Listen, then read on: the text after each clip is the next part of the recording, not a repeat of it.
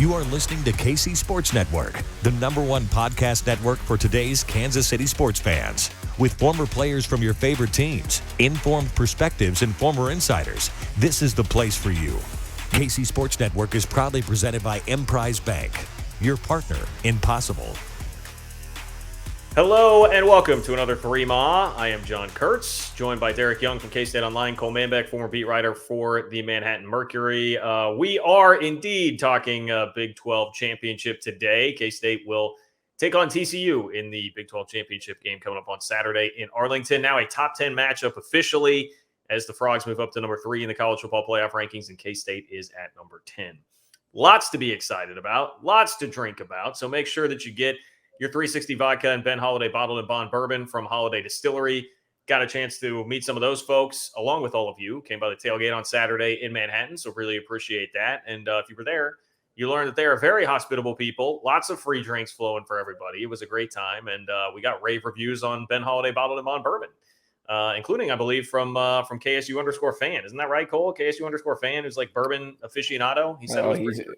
He's our bourbon expert, and he was actually, I believe, in Frankfort, Kentucky that week, picking up a lot of different bourbons, touring Buffalo Trace facility, et cetera. I can't remember everything that he went to tour. I saw him at Woodford Reserve as well. So he certainly approved of the Ben Holiday bottled and bond bourbon. I'm a bourbon guy.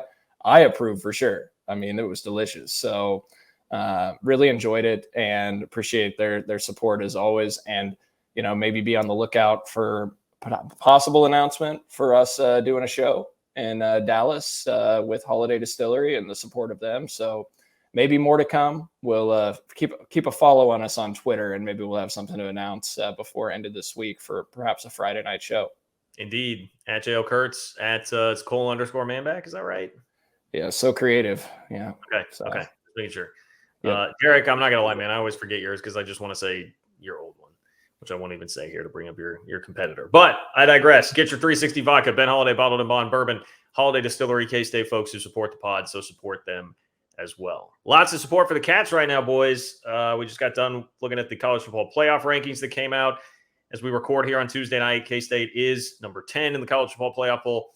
Now, you know, maybe a small little quibble with Clemson being a spot in front, but, you know, that's okay. I'll take top 10. In general, headline number 1 of the week is going to be just all the national spotlight flowing in, flooding down on the Cats right now. Top 10 in the college football playoff poll. College game day is going to be at the Big 12 championship game on Saturday. Paul Feinbaum appears to have been muted by his bosses, coming with a very meek apology for his comment that nobody would be watching the Big 12 championship game, which will have ESPN's #1 crew, Fowler and Herbstreit, along with Holly Rowe doing the game. It's the only top 10 matchup of the day. Now sounds like the Sugar Bowl really is a certainty. I mean, I don't, Derek, where do I even start here? Where do we start on all the love that's coming in for the Cats right now? Well, I will start by saying it's kind of been a little consistent throughout the year for K-State specifically. I mean, this is the third week in a row. They're the highest ranked 3-loss team in America, the only 3-loss team in the top 10. And I know a lot of the metrics do back it up, but it is interesting that of all the teams with, 3 losses, everyone that follows college football, that ranks college football, that covers college football says Kansas State's easily the best one. I agree. I guess I just didn't expect it to be a consensus. I thought, they would usually get the normal disrespect because of the lack of name that they bring to the table, or maybe, punch in terms of audience that they bring to the table, but they've gotten a lot of respect throughout the year. So Kansas State fans can't really complain about the lack of respect Kansas State's received this year. We can find ways to complain. In ways they probably, gotten more than they deserved at times. Now they're getting exactly what they deserve, and it's a good thing. But I'll also say, coinciding with that, it's just a big spotlight on the Big 12 the last couple of weeks. I think people have really taken notice how competitive the league was, how exceptional the league was and how it could be even without Texas and Oklahoma. It's the second year in a row without either one being in the Big 12 championship game. It's always been known to be a basketball league, but it's, there's a reason why College Game Day picked the Big 12 championship to go to when it could have went to anything, probably aside from the Pac-12. Yeah, I mean, the committee obviously really respects K-State. They've respected them all year. I thought they would come in at number 9. I'm surprised that Clemson only dropped 1 spot. That doesn't make a lot of sense to me because Clemson doesn't have really any good wins. And they dropped 1 spot for losing to South Carolina at Clemson on their home field, while Oregon on the road at Oregon State dropped 7 spots, losing to a team the committee ranked 15th in Oregon State. So that doesn't make any sense to me. But I mean, I digress. So you can't really complain much. I mean, the committee has shown a lot of love and respect to K-State, so I don't have any issues there. Yeah, I tell you what, if you were going to argue against Kent State being in the top 10, I know we don't want to do that, but technically they haven't beat a team ranked in the top 25. Yeah. I mean, you do look at K-State's resume. It's a bunch of 7 or 6 win teams, right, that they've defeated. They haven't beat anybody with 8 wins or more on the season. Now they played a tough schedule, Tulane, largely because of that. But it's a good point. I mean, they don't have that necessarily resume win that really sticks out on your profile. So I've avoided calling that out all year because we don't want to harp on any sort of negative there. But I think, John, getting back to your point about the significance of this, when you look at the playoff rankings, Ohio State being 5th, one of the largest fan bases in the country, you got Alabama at 6th, one of the largest fan bases in America.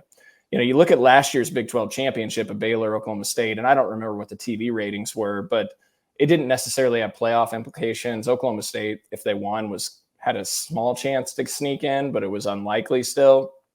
This one has playoff implications.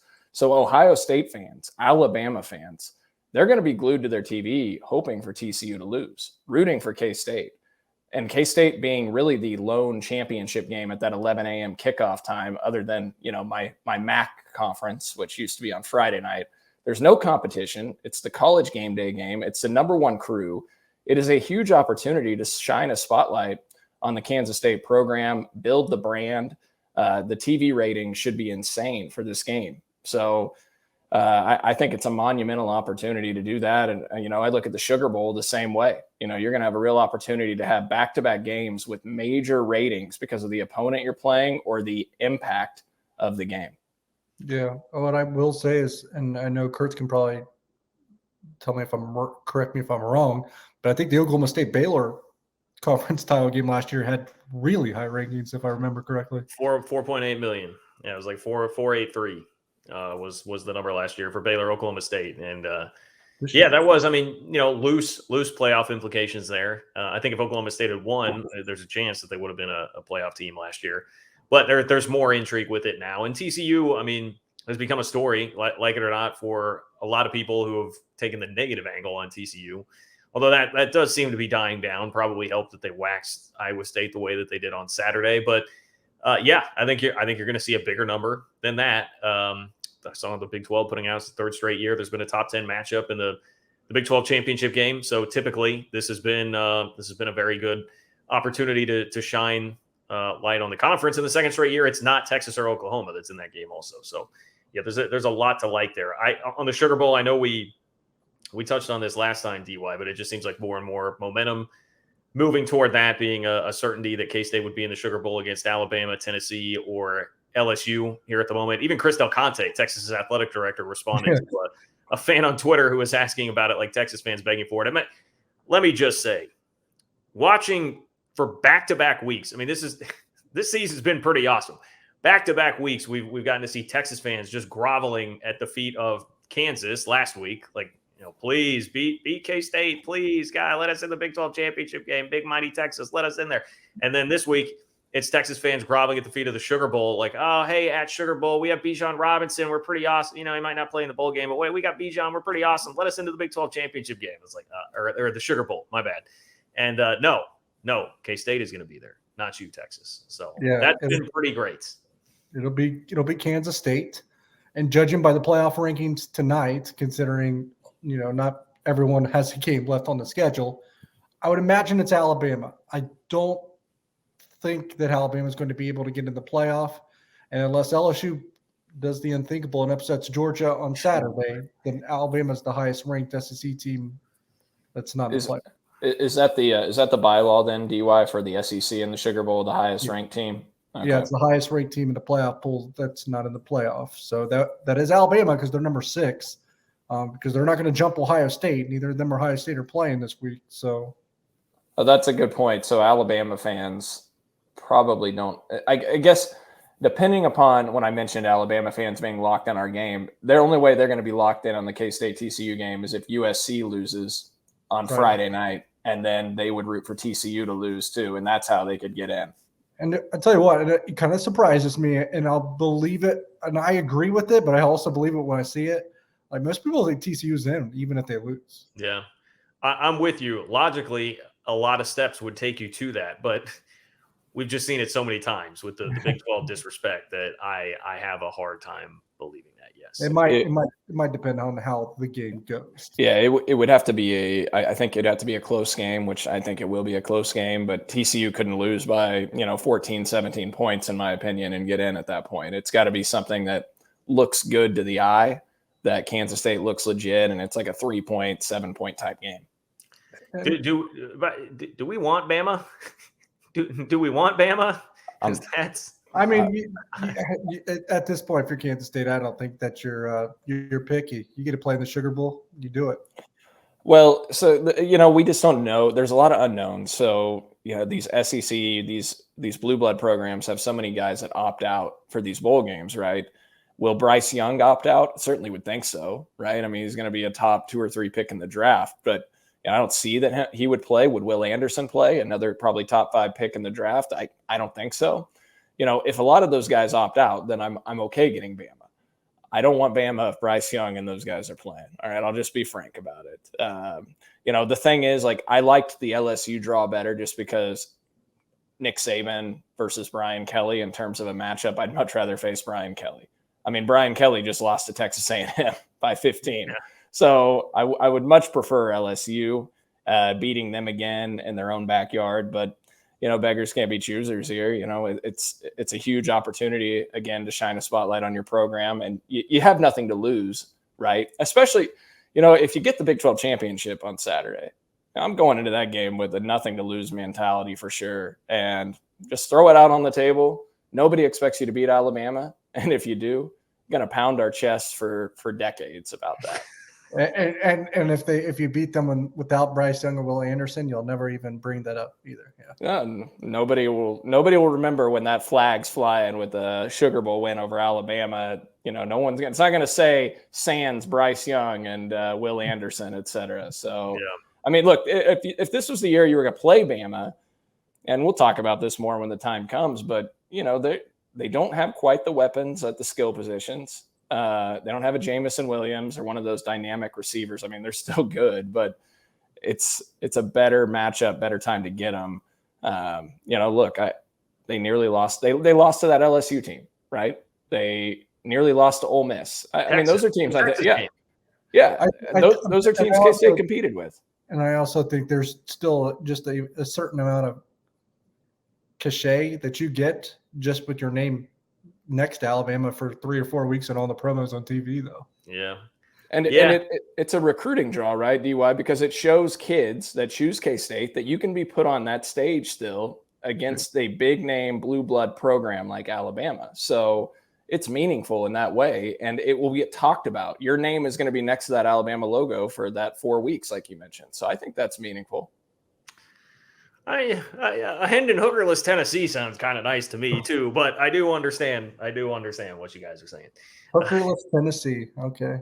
Yeah, well, K-State. We have already been there, done that. Cole, K-State's already, slapped Tennessee around in a bowl game before. So and LSU, yeah, and LSU. You're right. Both of them are their old hat. How could I forget?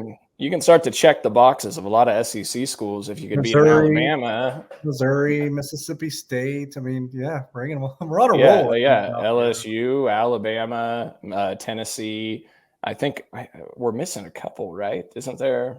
We should have Vanderbilt on there, but thanks. Let's not bring that one up. Yeah. Thanks, Dana. We want Vandy. Okay.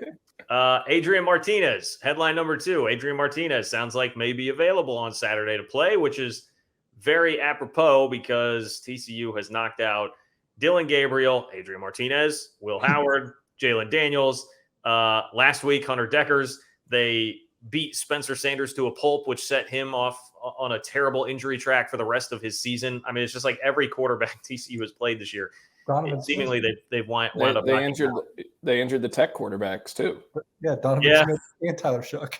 Okay, so 2 Tech. Yeah, that's quite the laundry list for TCU this year. So it would be very comforting if Adrian Martinez is in some form available on Saturday. DY, you were the one actually at the press conference. Are we buying Chris Kleiman saying that there is a chance here, and he even floated potentially a package being in there for Adrian?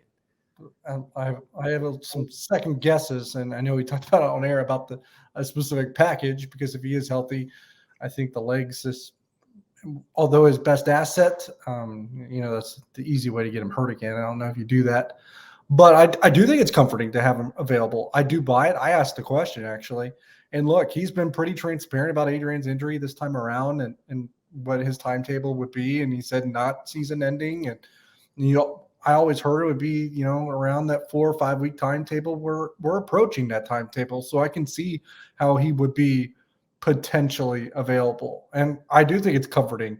You don't want Will Howard to get knocked out of the game. Let's knock on wood. Let's hope that doesn't happen, of course. But let's face it, TCU has a pretty big habit of doing that. You laid it out there. So having, I think, a more competent quarterback, no offense to Jake Rubley, but a more competent quarterback behind Will Howard is a nice security blanket to have for this particular ball game. Yeah, I agree. I would like to have Adrian Martinez in uniform as an emergency option if something were to happen to Will Howard, which we all hope does not occur. But, I don't want Jake Rubley to have to go in on that stage and platform. It's too big of a game. I want a veteran quarterback that could take the field in a pinch, even if it was just for 3 or 4 snaps. If Will Howard got dinged up and they had to check on him or something, I would want it to be Adrian that could be out there at the very least to stand in the pocket and still hopefully deliver some strikes in the passing game and move around a little bit. I don't think they'd call any QB designed runs with him, but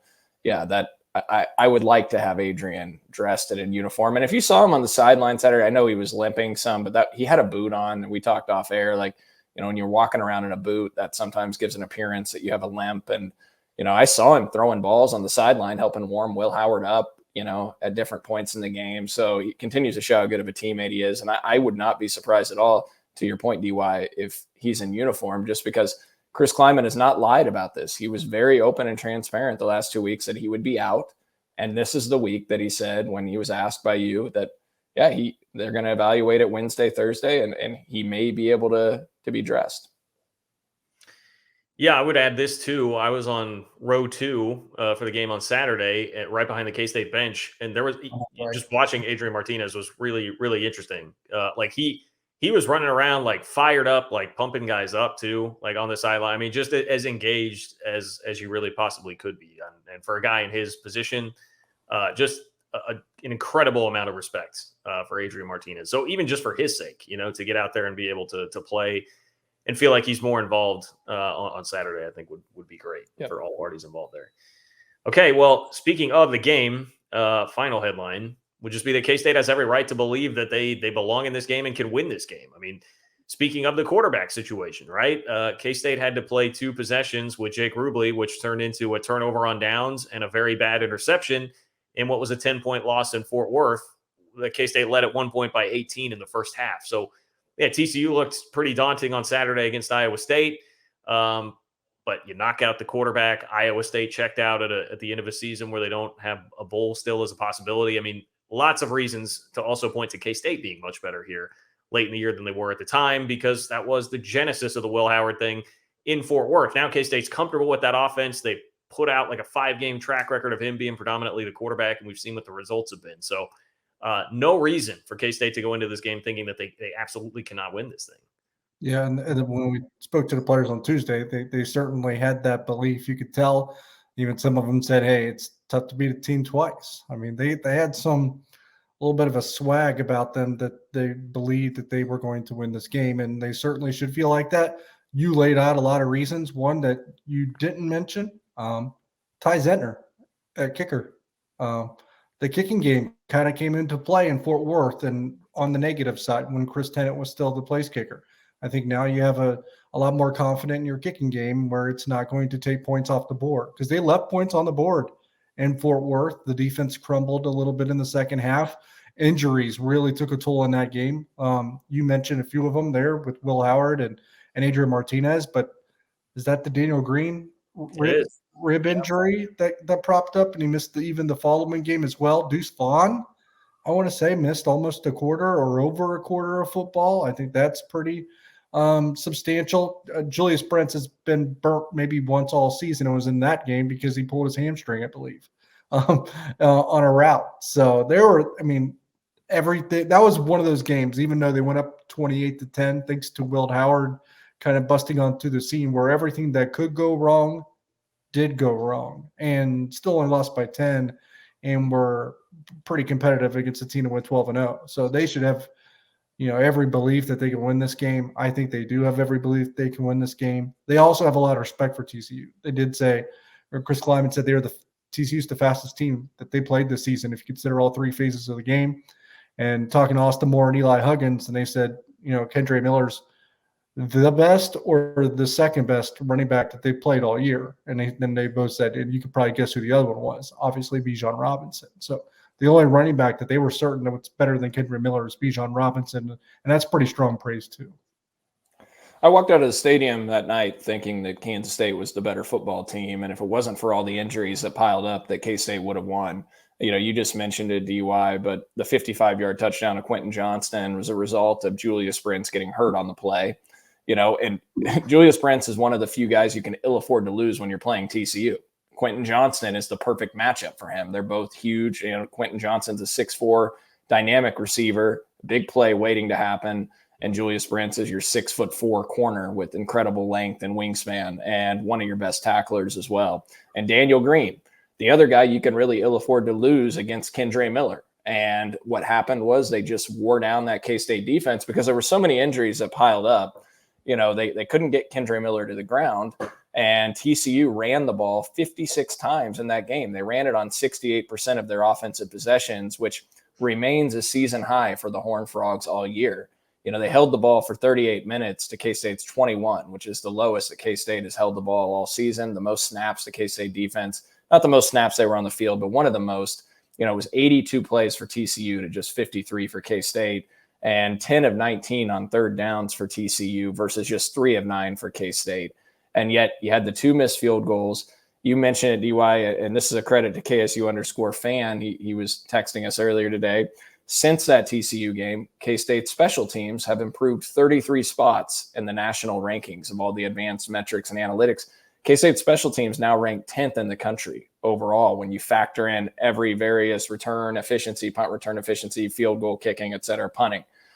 K-State's 10th in the country, TCU's 12th. 2 of the better special teams units in America, but K-State has taken a big jump since that TCU game as a result. So I think there's a lot of reasons to like K-State here. That was at TCU, a tough atmosphere. This is a neutral field. To me, this is really a coin flip game.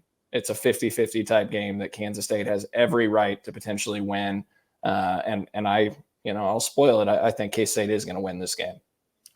I will say, just to play a little bit of devil's advocate here, I just poking around some TCU stuff today, happened to pop up on the timeline. I saw that Sonny Dykes said Quentin Johnston looked as good and was as healthy as he's been in like a month in practice this week. So, TCU's dealt with some things too. I'm sure they would formulate some reasons why their situation would be better as well. So, but either way, getting a healthy like Quentin Johnston, Julius Brents matchup out wide is that's pretty awesome. That's good stuff. Well, as far as the football goes. Kendre Miller also said that it's the best that he's felt in quite a while. His legs feel fresh. And look, they didn't play Quentin Johnston against Iowa State. They didn't need him, so they did rest him there. And Kendre Miller over the last 2 weeks has only carried the ball 10 and 15 times in each game, respectively. So they've limited his touches a little bit. But, as you start, we'll dive into this more down here, but you start to look at the way this TCU offense is starting to move. It's not that upward trajectory, all right? I know they just scored 62 on Iowa State, but a lot of that was the defense setting it up and Iowa State making mistakes. There were 2 pick sixes. There was another turnover that set them up with a 20-yard field for a touchdown, et cetera. And then I think Iowa State just folded and packed up as well. But over the last 4 games, TCU is averaging 2.4 points per drive. That is significantly lower than their metric on the season, and they're averaging 5.5 yards per play. And over the last 3 games, they're only averaging 3.7 yards per rush. So all of their stats are trending downward from what they were earlier in the year. Now, is that a metric of injuries, wearing down, or just teams figuring them out? I don't know, but I have every reason to believe that K-State will be in a very close game on Saturday against the Horned Frogs. Well, some of it could also be what you said right before too, and not to take away from your point, but if you have 3 or 4 short fields, that's less yards you can get too. So you can't. It's hard to get explosives when you only have to go 20, 30 yards. Yeah. I mean, look, we could break down the numbers a million different ways. I think the point is, and it's been well illustrated by Cole and Derek, I mean, there's just as much reason to believe that K-State is the equal of TCU here, despite the 3-game difference in the records. In terms of what these teams actually are and how they're composed right now, we can just roll right in, Cole, to the TCU preview. You know what? Actually, let's take a break. We'll take a break. Get a little bit more from Cole on the TCU offense and defense coming up next. All right, we're back here on 3MA.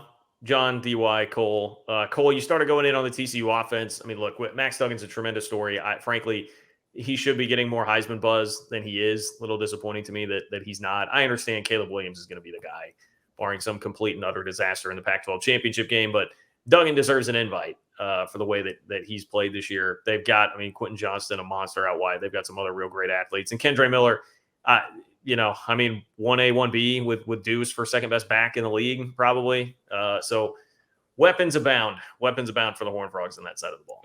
Well, they definitely have plenty of weapons. We talked about on the TCU preview pod in October before that game that Kendre Miller was one of the more underappreciated backs, and he really was last year. They had Zach Evans, who stole the spotlight, transferred to Ole Miss after this last season, but Kendre Miller has averaged over 6 yards per carry throughout his career. He's a physical, bruising running back. I think he's averaging almost 4 yards after contact. At least he did against K-State in that game. He's hard to bring down. And, he's got 1,260 yards rushing on the year on 199 carries. He's around 6.5 yards per rush, actually 6.3 yards per rush. He has 700-yard games this season. I mentioned earlier his carries have been down a little bit the last 2 weeks, but I think they're trying to get him fresh here for the stretch run.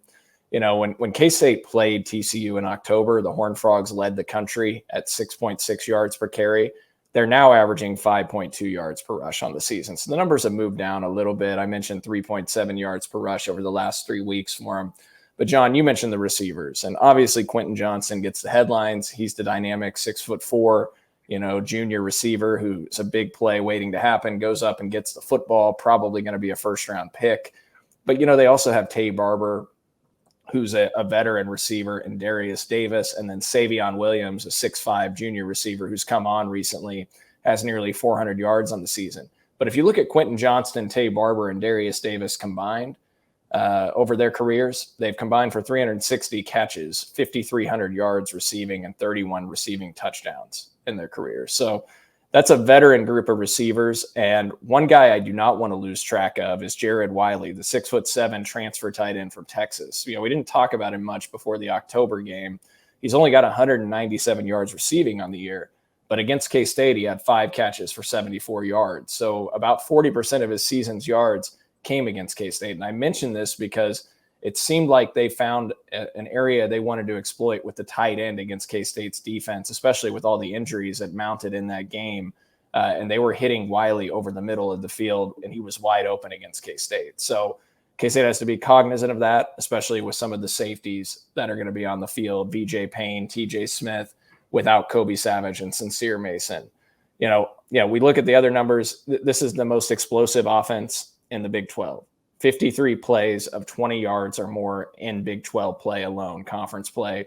37 of those 53 plays are through the air.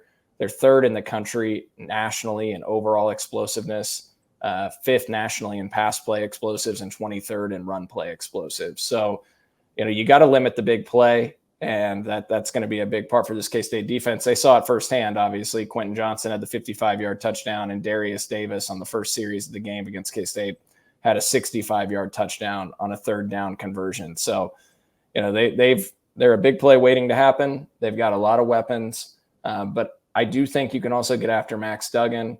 They're allowing a 6.2% sack rate, which is 66 nationally. He's been sacked 22 times. I think K-State can get some pressure on them. They did in Fort Worth, and I think they can get even more pressure in this matchup.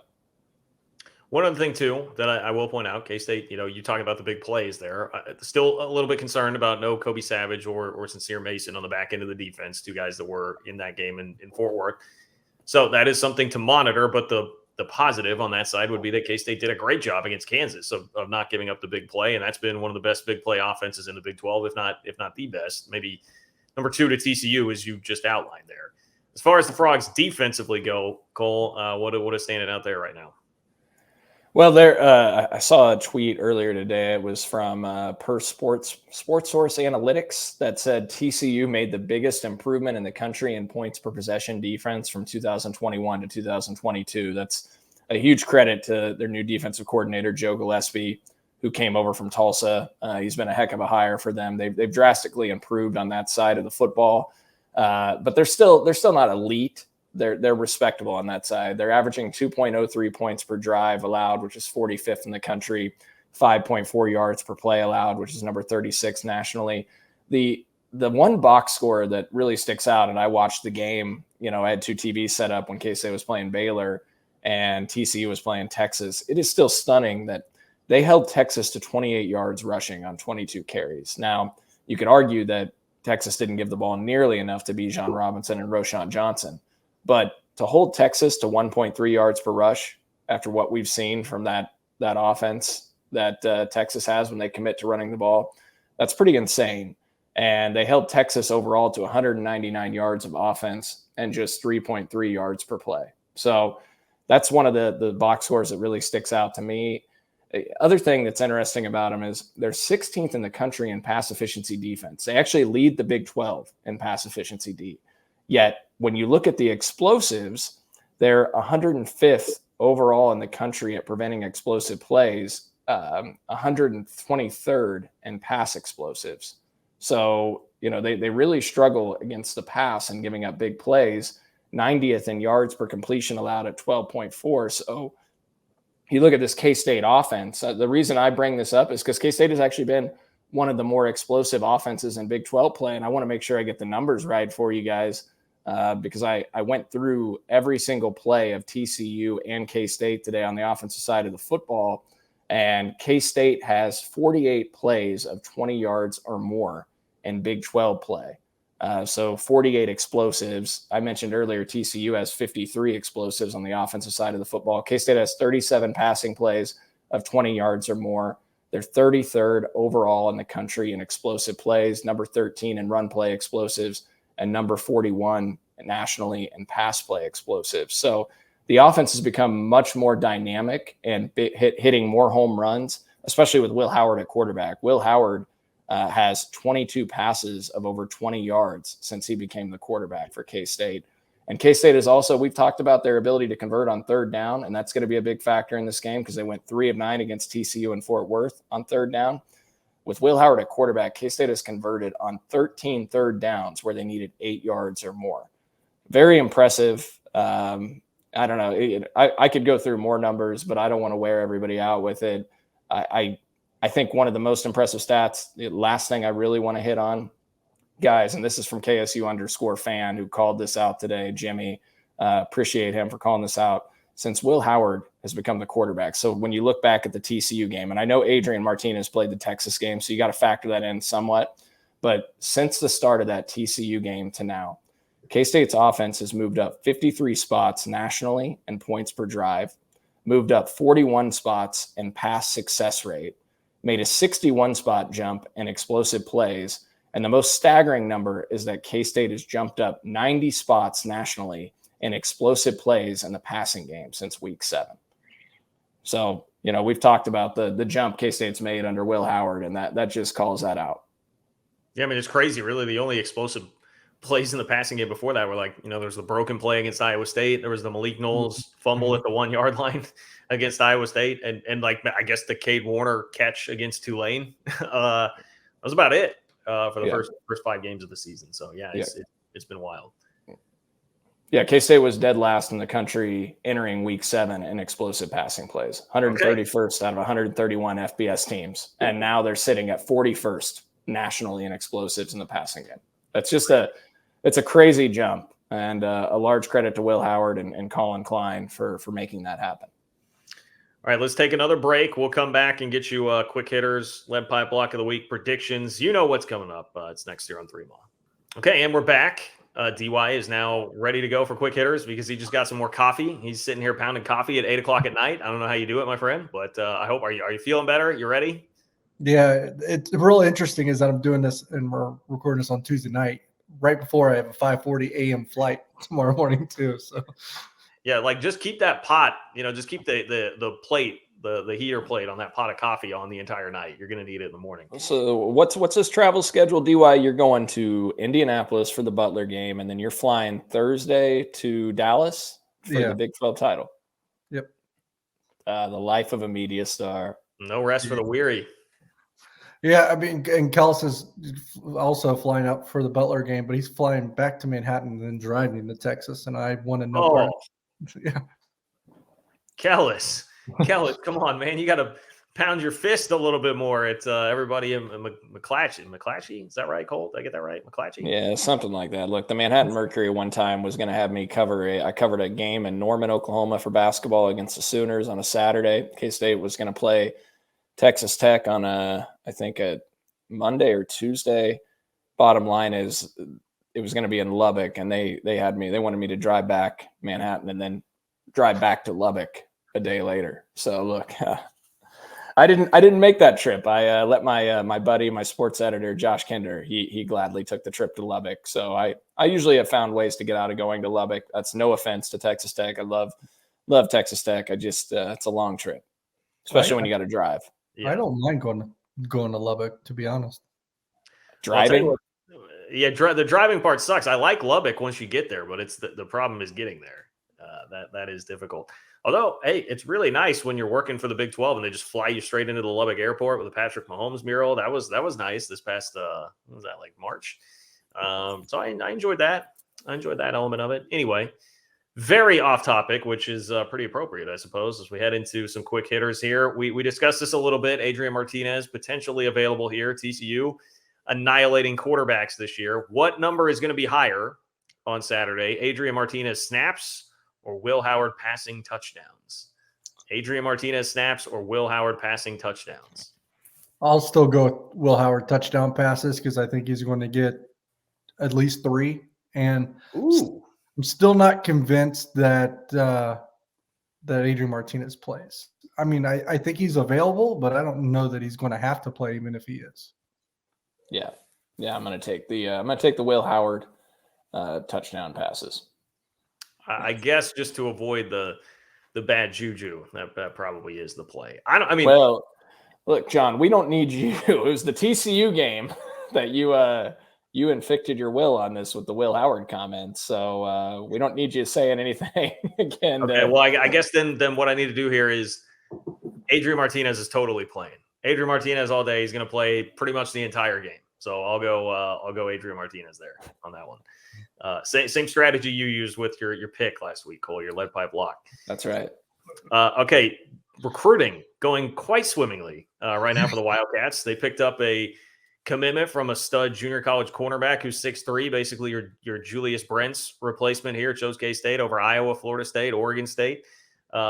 That has happened here recently. K-State also got their first in-state commit for the 2024 cycle before Kansas has even landed one in the 2023 cycle. So it seems like things are really picking up here. I'll let you expand upon that in a minute, but I do want you to answer this question first, Derek, and that is two guys that are high profile. The K-State fans are going to start turning toward now that we're getting close to December signing day. True or false, K-State will land at least one of Dylan Edwards or Josh Manning.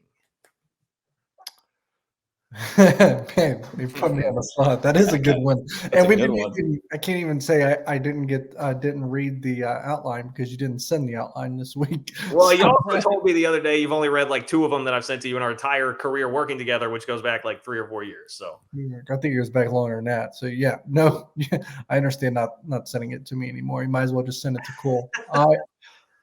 I will go false. With no conviction at all. With no conviction at all, I will go false because I think there's still a lot of work left to do on each one with not a lot of time left. It's not impossible, but it's I think less than 50%. Is Josh Manning's high school coach a Missouri guy, DY? I saw him tweet out a picture. Sure seems like he's an Eli Drinkowitz guy. I mean, it might be Lee Summit. I mean, Kurtz will know this. Lee Summit High School is a big Missouri-based school. I just saw him. He quote tweeted that Eli Drinkowitz quote about instant gratification and said, "I wish that this is the Eli Drinkowitz everybody got to know like I do." And he took a lot of his players to go see the Missouri-Arkansas game and tweeted about him. Just to be fair, that was probably the only time where I was on the same page with Eli Drinkowitz. It was a really good answer and a little diatribe that he had about, I think, instant gratification in the transfer portal. So I was actually on the same page with him there. But yeah, Lee Summit, I'm not saying it's a Missouri feeder school, but it's a very strong Missouri Tiger field. They got the same colors, I want to say, as the Missouri Tigers. Drew Lock played there. I mean, yeah. Which one would be more likely, Dylan or Josh? I still think I would go Dylan as more likely because he recently visited, right? He visited for the Texas game. Manning still hasn't. He's committed to Missouri, and that's going to be a hard one to break, even if he has got an eye for Kansas State, just with everything that went into that decision. The family kind of pulled there. That one's going to be hard to break. His brother's in Columbia, remember? Yeah. Well, before we move on real quick on the recruiting front, like what else needs to be shared right now about the momentum that K-State has? There's a little bit of insight to this if you're a subscriber to On3. Subscribe to K-State Online. DY's written a little bit about this, but where are things headed right now positively? They're definitely trending upward, just as a general sense. In so many words, I've had a few good sources tell me like that they've had some players that were probably felt like they were out of Kansas State's league at some point, kind of come back into the picture in the recent weeks or days, just because they see, Kansas State's status in the college football landscape at this point. So I think they're turning some heads that they weren't turning before. And they just landed and beat Florida State for, I think, is a guy that is a 4-star on 3 consensus, I want to say, and junior college cornerback Will Lee. 6'3", as you said, kind of maybe your next Julius Brents type quarterback. So that really, fits a need for Kansas State going into the next season. And you got your first 2024 commit. You're still out there trading to chase Trace Spivey, Asa Newsome, Joshua Manning, Dylan Edwards, and not out of the ball game. So there is potential for a big finish. And in really starting the 2024 class as well. We have some other tidbits on the side about that. I don't think, they just landed Mill Valley offensive tackle Gus Hawkins as the first class of 2024 commit. I don't think it's going to take much longer to get a second one. Where do you think Hawkins would rank in the 2024 class rankings for the state of Kansas, DY? Well, he's probably going to be top 3, I would imagine. It's not going to be a deep class. You're talking less than 10 Power 5 kids, I believe. So, okay. Well, just watching his highlights last night, he looks like a guy that could grow into be a monster at the tackle position. He's what, 6? Is he 6'6", 6'5", 245 pounds? So a guy that's, he's going to be 270 probably in a year or two. He's going to grow into that frame pretty easily. I know this is way down the line, but Justin Woods is former Kansas State player. No, I don't think he was in Manhattan for very long. Kind of a Ron Prince era, baby. I remember Justin Woods. Well, his son is Jaden Woods, the 2025 lineman, defensive lineman at Mill Valley powerhouse, right? They just won I believe it's their 3rd consecutive state championship. Hope I'm not selling them short on that. They're a powerhouse right now. He's got a few offers. I think Kansas State was first for. His name is Jaden Woods. I had someone tell me today that he'll probably be a 5-star in that class. Ooh. Wow. What about you want to share anything? Jordan Allen is a guy that's exploded on the recruiting trail. K-State commit from Olathe South here, and there seems like they're holding things off for him. I think they're holding things off. Now, he visited Oklahoma. I know that wasn't out there a lot. We discussed it on our site, as some premium pieces. He did visit Oklahoma a few weeks ago. He did visit Kansas State immediately the week after. I'm not really concerned there. I think he's buttoned down, but he was the one commit that at least, took a visit and entertained another school. There's plenty in his class that have been continued to be pursued by other programs, other Power 5 programs. I mean, we all know about the Avery stuff, of course. Yeah, I only bring up Jordan Allen because in past classes he'd be K-State's top commit, but he gets detracted from because Avery, and there's so much attention on him. But I mean, to win a recruiting battle for a guy that has offers from USC, Tennessee, and Oklahoma is pretty special.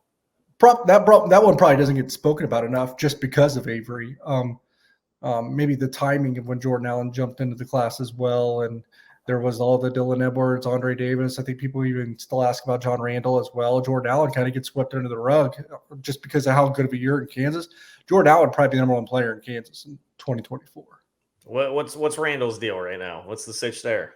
I think that he's probably got a lot of stuff on his plate. We'll see what happens with him. I'm not confident that there's a marriage to be had between him and Kansas State, but that one's a little bit harder to get information out of. But I also think he's still got work left to do as well on his end, and we'll see if he ends up anywhere in December. That'll be interesting. Just like Asa Newsome, I know I'll write about it soon, so this might be breaking, so to speak, in a little bit. Asa Newsome's probably maybe the top target left on the board, or at least one of the 2 or 3.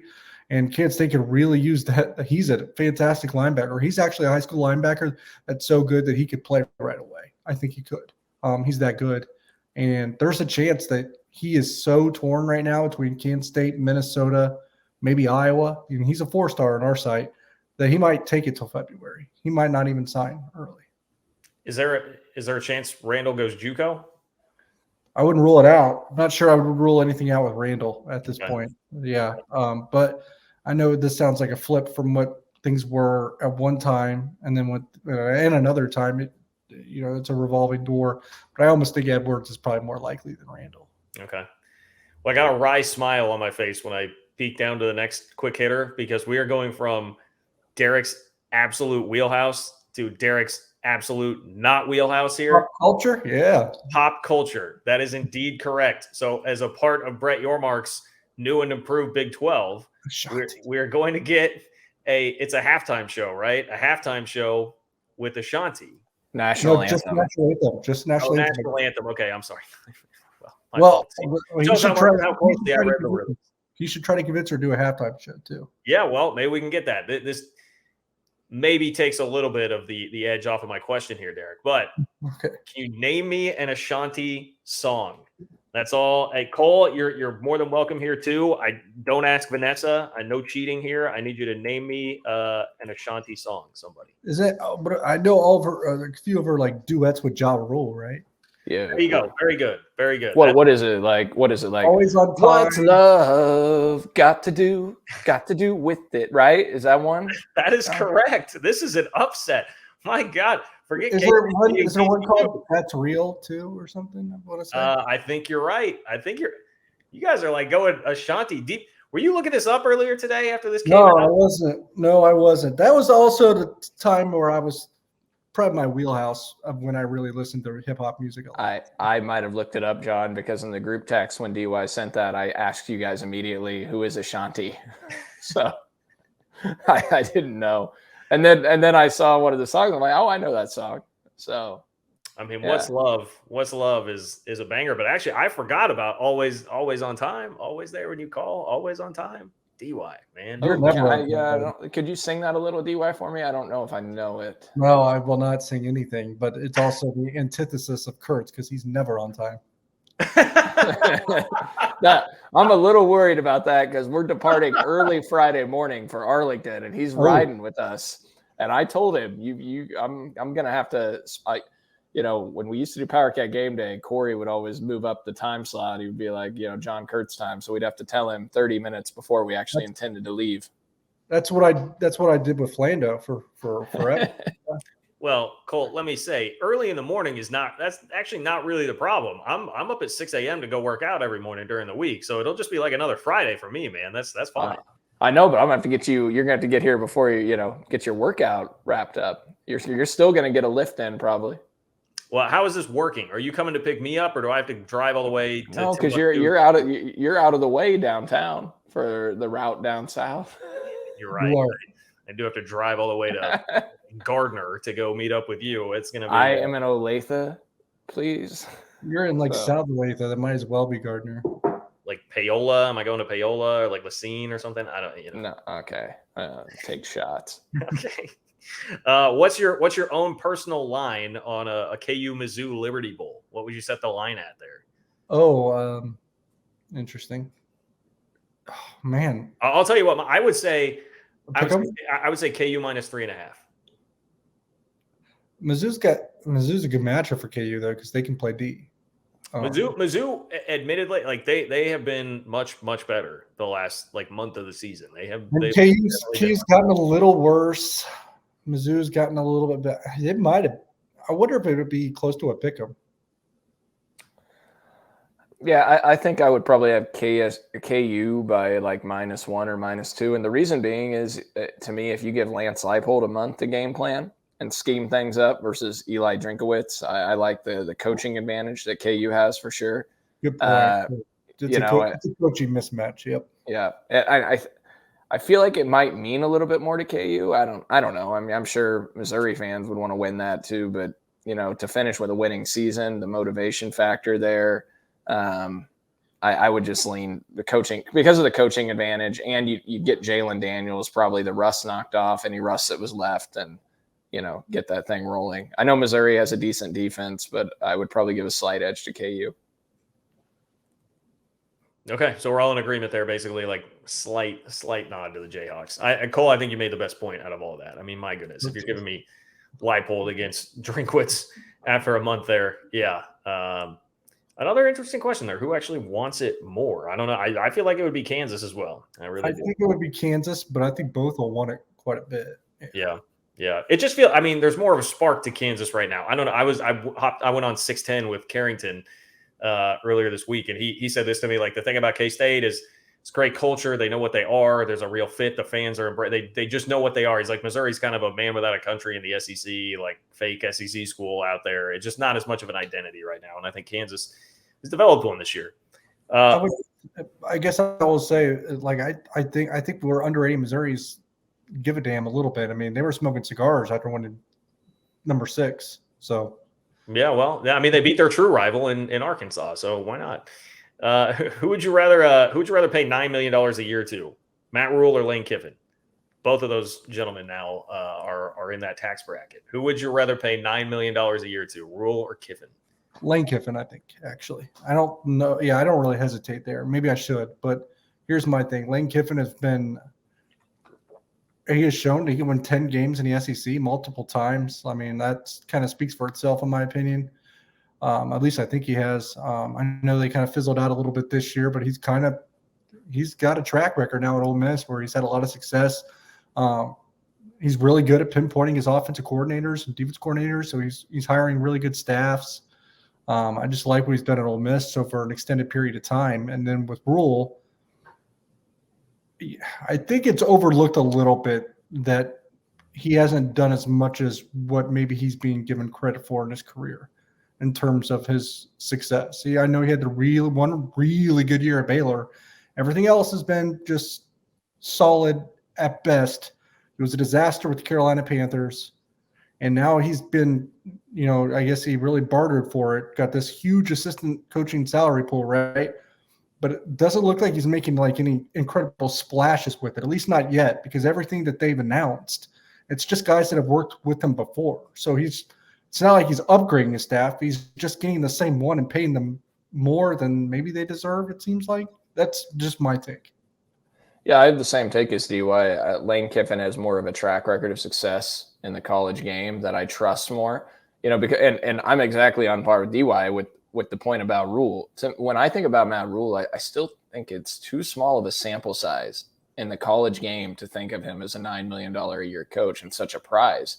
He built Temple, yes, but he got Temple going and he left soon after. And then he got Baylor going, but he left right after he had that 1 year of success. And I don't know, I would need to see it more sustained over a longer period of time. And I just haven't seen that yet. So, yeah, I trust Lane Kiffin more. And I also don't know about Matt Rule's recruiting. He doesn't strike me as a guy that wants to spend a lot of time recruiting. Now, you could say that he could get assistants to do that with that salary pool, but for what DY said, maybe not necessarily making those splashy recruiting hires either. He talks about how they're going to get the right kids and just develop their program, which isn't a terrible way to go about it. But, I don't know. I just don't know how much he's going to recruit. Well, that's definitely his reputation, is that he's a guy that is not crazy about recruiting. I mean, I've heard that many a time from many folks. Yeah, I would take Lane Kiffin too. I think Matt Rule, in terms of the situation Nebraska seemed to be in a week ago, is a pretty good hire. But I think they also massively overpaid for him. I think it's pretty clear what happened here. They went to Rule. We heard the whispers that he was maybe waiting on A&M, wasn't totally keen on hopping on Nebraska.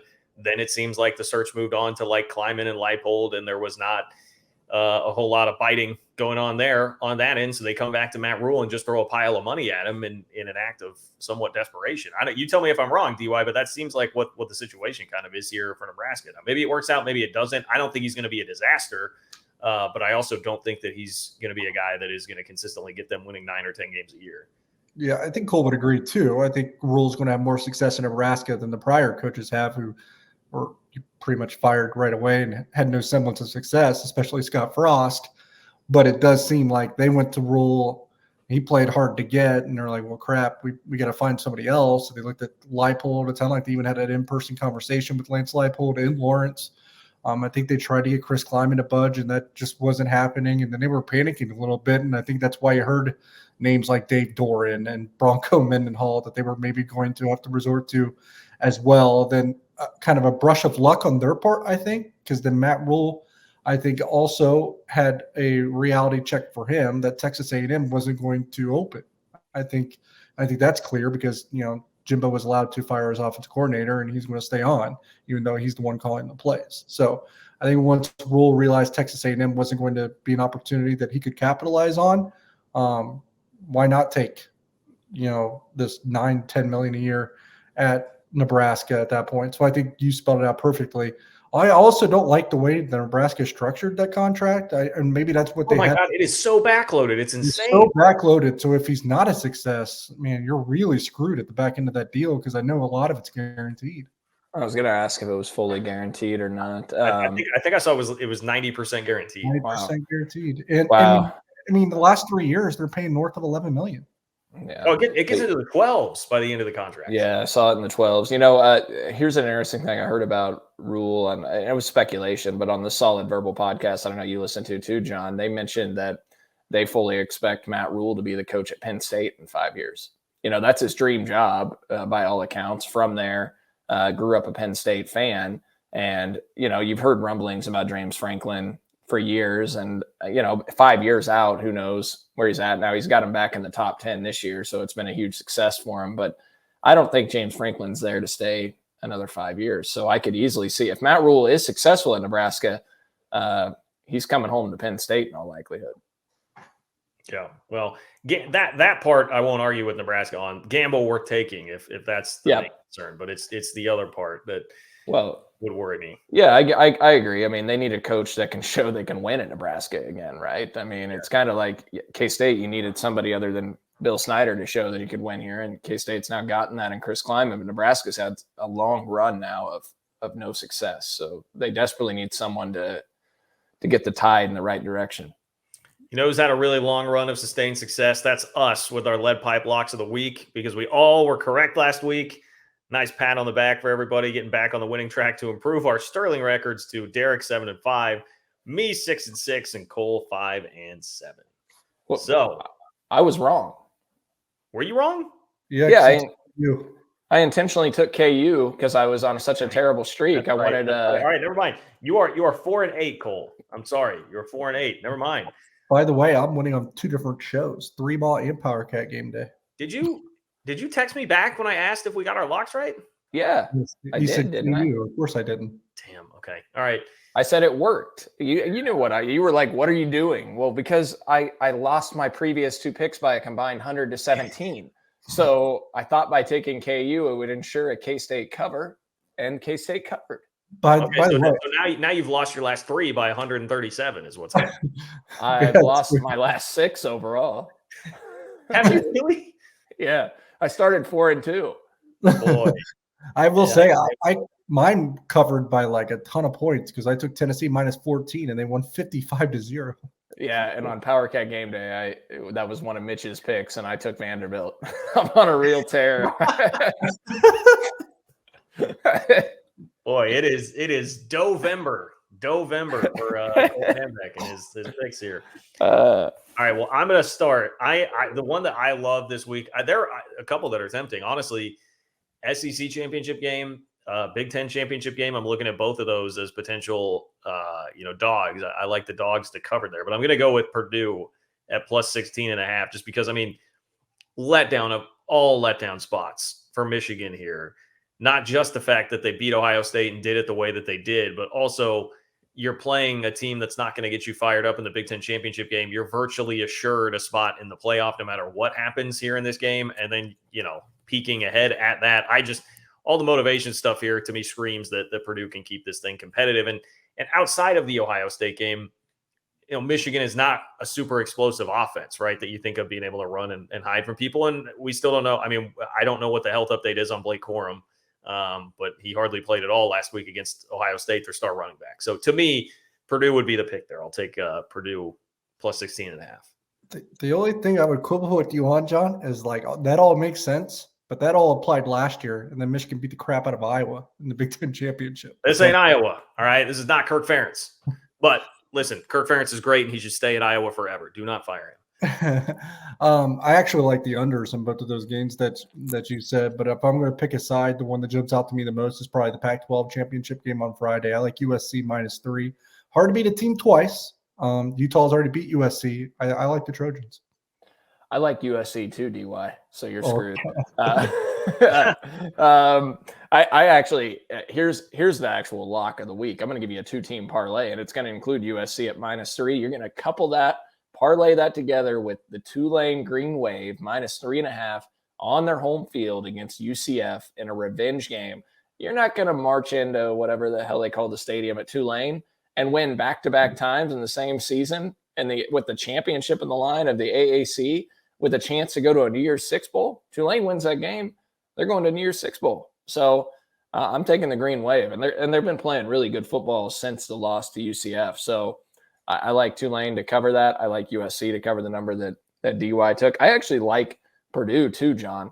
I would encourage all of you to take a 3-team parlay or a 3-team teaser. Maybe tease it. I know it's not big to tease college football, but maybe a little 6-7 point teaser. Tease those out a little extra so you can get Tulane at like +3, get USC at +3. What? Which one is your lock? Okay, it's Tulane, but I'm encouraging people to do a 3-team teaser with 6 points, all right, on the teams I just said. Okay. That's, by the way, Cole, it's Yulman Stadium to you, all right? I apologize because I respect Tulane. I just didn't know what they called it. The K-State plays there next year, right? 2 years. Oh, okay. No, we got to go back. Yeah. Got Missouri on the road next year. Yeah. That's right. I wonder if that game will get moved to Arrowhead. You don't just march into Yulman Stadium and walk out a victor. Winner of that game will go to the Cotton Bowl. That is official now. Based on the way the college football playoff rankings came out, it'll be either UCF or Tulane in the Cotton Bowl. And all right, are you sure Texas can't get into the Cotton Bowl? Maybe Texas fans start tweeting the AAC. I would love to watch Texas grovel at the feet of Tulane trying to make their case to get in to the Cotton Bowl over them. Have fun in I guess probably the Alamo Bowl for Texas. I actually, the way I've been described, they said because Texas has played in so many consecutive bowl games in Texas now that they might be actually more inclined to leave the state and maybe go to somewhere SEC territory or not Camping Cheesy Bowl. Cheesy Bowl. Cheese it in Orlando. Yeah. In Orlando, then they could get probably a big crowd to travel if you put Tech in the Alamo Bowl in that case. I was just going to say, man, yeah, if you put Tech in San Antonio, there will be a lot of Tech fans there. Yeah, you're right. Okay, prediction time. I'm taking the Cats, man. I'm taking the Cats. I'm feeling it. I feel pretty good about it. 34-30, K-State getting the win, which honestly is the best case scenario for the Big 12, right? Or just for everybody involved here. TCU will still make the playoff. They can still go do their thing. Then you get K-State some shine and some extra love. You get 2 programs on the come up here from the new look Big 12. That is the case. This is utilitarian. Is that the utilitarianism? What's the one where it's like, you just want as much happiness for everybody? I'm going to look that up and stop sounding stupid, but K-State wins 34-30. It almost sounded like you were trying to convince TCU to lay over to do the Big 12 itself. I am. Please, lay over. I like Cats too. I think it's going to be a shootout, though. I think you're going to play inside. Both offenses can be pretty prolific when they're on their A game. Both defenses have had some sore spots this year when they're playing really good offenses. I think Kansas State wins, but I think it's a shootout. I have 41-38. I think it'll be that kind of game. Yeah, let me throw a couple more numbers at you guys. K-State's 5.3 yards per carry against TCU earlier this year was the most allowed by their defense on the entire season, and the 7.4 yards per play by the K-State offense was the second most that TCU's allowed on the season. And then special teams. K-State, you look at this on where there's some advantage areas for Kansas State. I'm trying to find the exact one that I highlighted here, but there is a couple areas in the return game where I think K-State could pop one potentially against TCU. So special teams are a huge factor in these things. Turnovers are as well. TCU's only turned the ball over 8 times this season. K-State's similar. K-State's number 5 in the country in turnover margin per game. Whatever gives there is going to be a huge factor as well as special teams. But I think K-State is the better team. I'm going to stick with what I thought in October when I watched that game unfold. I take K-State 38, TCU 34. No headgear, Derek. No helmet or anything for us this week. Can you give us a helmet? Kurtz is going to be there. Old Glory. Oh yeah. There we go. Do you have a TCU helmet you can smash against the wall? No, I don't. Do you have one I can throw on the field? Again, no, I don't. Okay. I don't have a helmet. Just get your beers, Cole. You said you were excited about the fact that you'll be able to purchase beers in the stadium to throw it. Well, John, we're sitting in the club mezzanine level, so we're gonna have the privilege to probably buy like $25 bourbon drinks up there. So, okay. Can. Things might get a little lit with Brody. Not him drinking, but with me. Just to clarify. Well, hopefully, as we try to move on from that comment, it'll be Ben Holiday bottled and bond bourbon that is there. If not, make sure to bring it to your tailgate from our friends at Holiday Distillery. Ben Holiday bottled and bond bourbon, 360 vodka, whichever your poison of choice is, get stocked up. Help support some K-Staters that support our podcast. Safe travels, everybody who's heading out to Arlington. Again, as Cole mentioned earlier, we may have some news about a live show potentially on Friday night. So stay tuned. Follow us on Twitter for that, at JL Kurtz, at Cole_Manbeck, at what is it again, Derek? Derek Young KSO. Derek Young KSO. Follow us on Twitter for the updates as far as that goes. Hey, tonight we really appreciate Jordan Foote filling in, pinch hitting as our producer. Much appreciated. And thanks to everybody for listening, as always. We are headed to Arlington. We will see you there. We will talk to you soon.